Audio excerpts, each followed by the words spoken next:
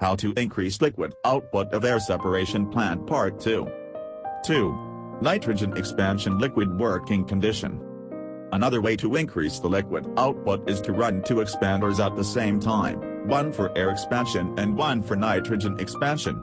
The nitrogen comes from the low-pressure nitrogen pipe network.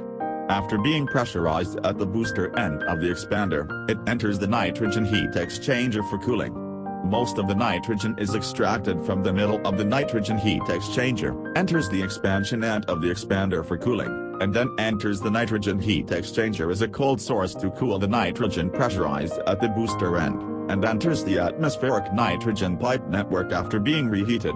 The other part of pressurized nitrogen, which is completely heat exchanged by the nitrogen heat exchanger, enters the upper column directly through the throttle valve, providing cooling capacity for the distillation of the upper column to increase the liquid output.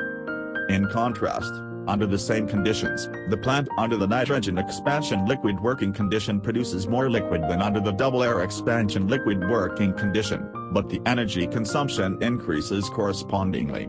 Moreover, the nitrogen expansion is a nitrogen heat exchange system independent of the air heat exchange system, and the medium nitrogen can only be used when the nitrogen consumption is low and the nitrogen pressure is high.